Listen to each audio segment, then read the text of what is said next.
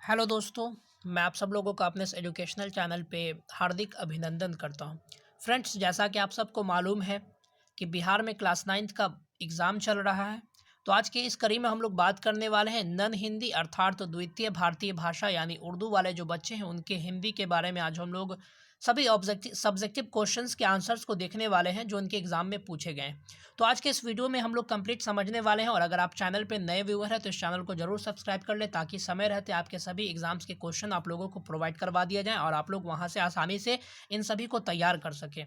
देखिए फ्रेंड्स, कहा यह जाता है कि अगर इंसान को विश्वास होता है तो एक पत्थर में भी जो है भगवान नजर आ जाता है लोगों को। तो ये आपके विश्वास के ऊपर है कि आप लोग चाहें तो हमारे इस वीडियो पर विश्वास कर सकते हैं, अन्यथा आप आगे बढ़ सकते हैं, पछतावा आपका ही होगा। तो चलिए फ्रेंड्स, हम लोग वीडियो में आगे बढ़ते हैं। हम लोग नन हिंदी की बात करेंगे और सब्जेक्टिव क्वेश्चंस को देखने वाले हैं। तो सबसे पहले मैं आप लोगों को क्वेश्चंस दिखा दे रहा हूं कि क्वेश्चंस क्या क्या है, उसके बाद हम लोग इसके आंसर को देखने वाले हैं। सबसे पहले देखिए फ्रेंड्स, पहला क्वेश्चन आपको पूछ रहा है नचिकेता कौन था। अब चलिए हम इसके आंसर को देखते हैं और ये इसके आंसर को समझने की कोशिश करते हैं कि ये नचिकेता कौन था और इसको किस प्रकार से हम लोग लिख सकते हैं। तो देखिए फ्रेंड्स, यहाँ पर है आपका नचिकेता महर्षि बाजश्रवा का एकलौता पुत्र था जो कि एक पृथु भक्त बालक था। इनमें दृढ़ता, सत्य और धर्म के प्रति अगाध निष्ठा निष्ठा थी। तो ये आप कह सकते हैं कि ये पहले क्वेश्चन का आंसर हो गया। चलिए बढ़ते हैं अपने अगले क्वेश्चन की ओर और देखते हैं कि हमारा अगला क्वेश्चन क्या है और इसको किस प्रकार से हम लोग देख सकते हैं।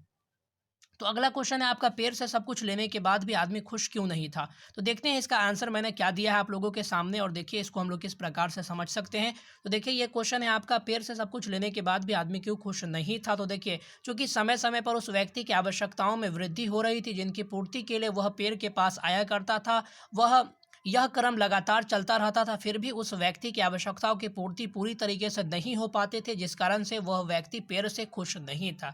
ये आप कह सकते हैं ये दानी पेड़ से लिया गया एक कहानी का क्वेश्चन है जिसमें मैंने आप लोगों को बताने की कोशिश की है। चाहे तो आप लोग इसको अपने तरीके से भी इसके आंसर को तैयार कर सकते हैं अथवा मेरे आंसर को ही जाकर के छाप सकते हैं, दोनों सही हो जाएगा, किसी भी प्रकार की कोई दुविधा नहीं है। चलिए देखते हैं हम अपना हमारा अगला क्वेश्चन क्या कहता है। अगला क्वेश्चन हम जो मैंने आप लोगों को बताया है वो ये है, पुष्प की अभिलाषा शीर्षक कविता में मैं शब्द किसके लिए प्रयोग किया गया है।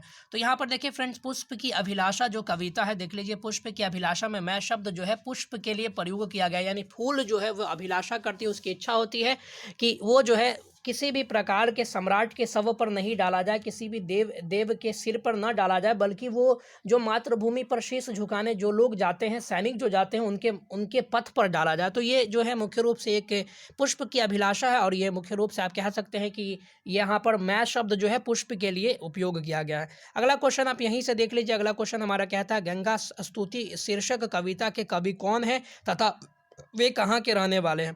तो गंगा स्तुति शीर्षक कविता के कवि विद्यापति हैं। वो बिहार के मिथिलांचल क्षेत्र से बिलोंग करते हैं वो, और वे बिहार के मिथिलांचल के ही रहने वाले व्यक्ति हैं। तो आप कह सकते हैं कि ये 4 क्वेश्चन है, यानी आपको 10 में से 5 क्वेश्चन को बनाना है, जिसमें मैंने आपको 4 बता दिया। एक क्वेश्चन और है, मैं वो आप लोगों को बता देता हूँ। तो देखते हैं हमारा अगला क्वेश्चन कहाँ है। तो देखिए अगला क्वेश्चन आपका कहता है, कबीर के दोहे शीर्षक पद में आपको कौन सा दोहा सबसे अच्छा लगता है और क्यों। कारण भी बताना है। तो देखिए, कबीर के दोहे में मुझे सबसे अच्छा निम्न पद लगता है। देखिए आप अपने अपने इच्छा के अनुसार है, मुझे ये वाला पद अच्छा लगता है, हो सकता है कि आपको कोई दूसरा लगता हो, तीसरा लगता हो, तो आप अपने शब्दों में उसके आंसर को दे सकते हैं। देखिए, काल करे सो आज कर, आज करे सो अब, पल में पड़ले होएगी बहुरी करेगा कब। तो देखिए फ्रेंड्स, यहाँ पर देख सकते हैं इस कथन से कबीर यह कहना चाहते हैं कि हम अपने सभी कार्यों को समय रहते कर लेनी चाहिए, नहीं तो कभी भी समय की समाप्ति हो जाएगी और हम हाथ मलते रह जाएंगे। ये मैंने अपने शब्दों में दिया है, चाहे तो आप लोग इसका दूसरा भी आंसर तैयार कर सकते हैं और इसको लिख सकते हैं। अन्य जो विषय बाकी हैं उन सब के क्वेश्चंस कल शाम तक आपको प्रोवाइड करवा दिए जाएंगे, तो आप लोग निश्चिंत होकर हमारे चैनल से जुड़े रहें और किसी भी प्रकार के घबराने की आवश्यकता नहीं है।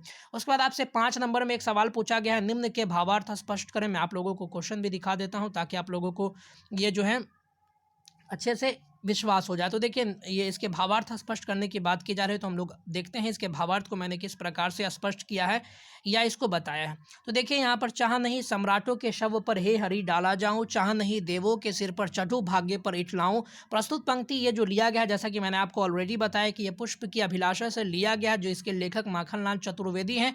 यह पुष्प की अभिलाषा में यह पुष्प यह कहना चाहते हैं कि मुझे सम्राटों के शव पर नहीं डाला जाए और मुझे देवों के सिर पर भी डाले जाने पर मुझे मुझे अपने भाग्य पर गर्व करने की इच्छा नहीं है। मुझे तो सिर्फ यानी ये आप पुष्प जो है सिंपली क्या चाहती है कि इसको उस रास्ते पर डाला जाए जिस रास्ते पर मातृभूमि पर शीश कटाने जिस पथ पर से जाए वीर अनेक। इस तरीके से आपने कविता पढ़ा होगा, तो इसको आप अपने शब्दों में ले जाकर के वहां से इसका भावार्थ स्पष्ट कर सकते हैं।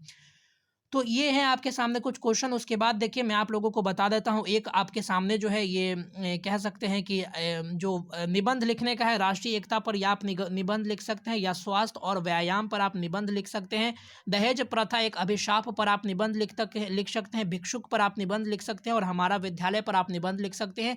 जो भी निबंध आपको अच्छा लगता है इसको लिख करके तैयार कर सकते हैं और वहाँ जा करके अच्छे से लिख सकते हैं।